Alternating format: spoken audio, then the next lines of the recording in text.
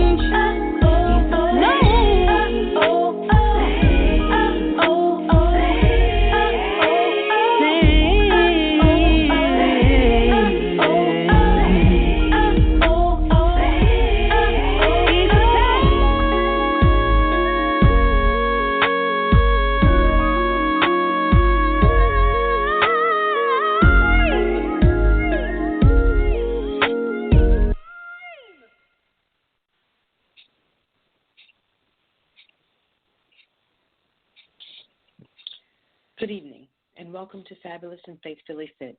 I'm Jacklyn Anthony. I'm going to be transparent tonight. In March 2003, I said these vows. In the name of God, I, Jacklyn, take you to be my husband, to have and to hold from this day forward, for better, for worse, for richer, for poorer, in sickness and in health, to love and to cherish until we are departed by death. This is my solemn vow. I married my puppy love from elementary school, so I've known him since I was a child. We dated, fell in love, and married in 7 months. In June 2018, it was over, done, and did not make it to death do we part. I divorced. Just like a life, there is a dash between the marriage date and the divorce date. And the dash represents all the intervening years in the life of my marriage. My marriage was good and bad. It was happy and sad. I was rich and broke. I laughed and cried. I had triumph, trials, and tragedy. As with any marriage, it ran the gamut, well, of just about everything. During the course of my marriage, I lost myself. I gave my body, my soul, my money, my mind, all I had, all to be thrown away like a piece of meat led out to slaughter. After being figuratively beaten and bloodied, I struggled to get up and make sense of my life. A major mistake I made was making my husband my God with a little g and forsaking my God with a big G. I was on an emotional roller coaster. I was mad at myself. I was mad at him. I lost my faith. I found my faith. I questioned God. I was mad at God. I was mad at my circumstances. I was mad at family and friends for saying words I did not want to hear. I was scared. I was hurt. I was devastated. I felt overwhelming insecurity. I felt overpowering shame and embarrassment. I felt humiliated. I felt eaten up and spit out. I felt beaten up and thrown away like a piece of raw meat. I wondered how a woman of my age with a son to raise could rebuild my life. I looked at my bank account and fought back tears as I saw a zero balance. I moved from a $400,000 McMansion to a $75,000 fixer-upper. I wondered how in the hell could I be going through this at this stage in my life? And that's just the tip of the iceberg.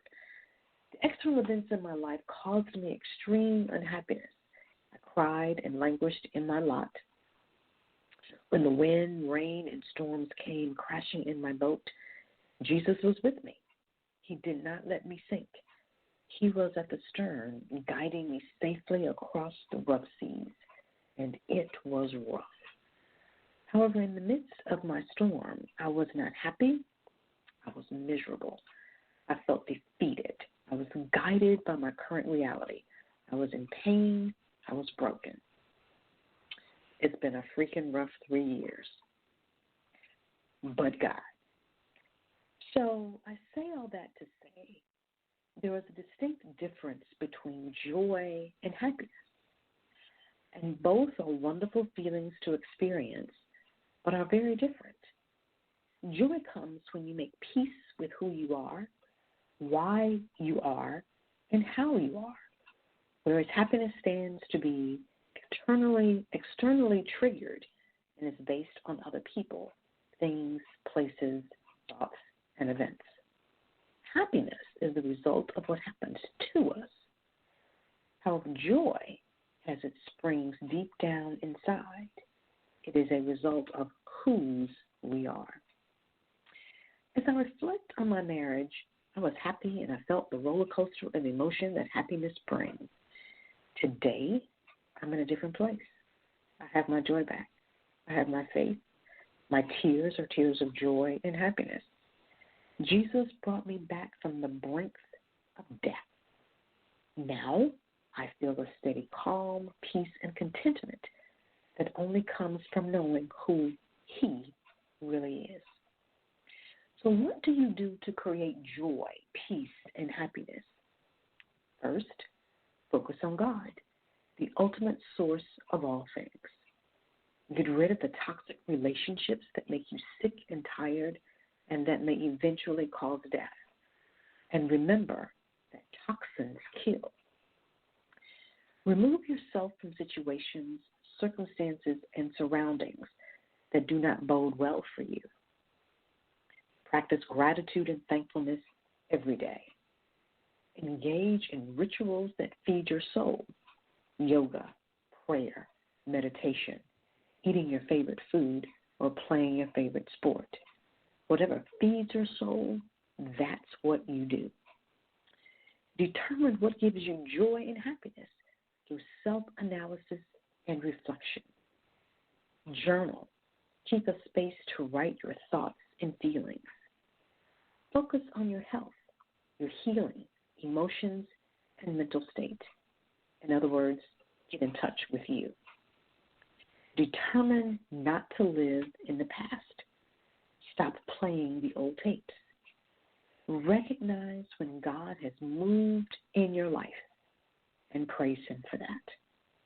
Keep your love tank full. Balance your deposits and your withdrawals. Be with those who add to rather than subtract from your joy and your happiness. And last, just as the first, focus on God, the ultimate source of all things. I'll leave you this from James 1:2-8, NIV. Consider it pure joy, my brothers and sisters, whenever you face trials of many kinds, because you know that the testing of your faith produces perseverance.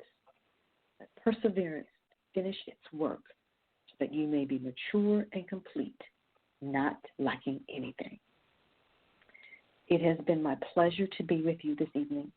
Until next time, peace and blessings to you, and good night.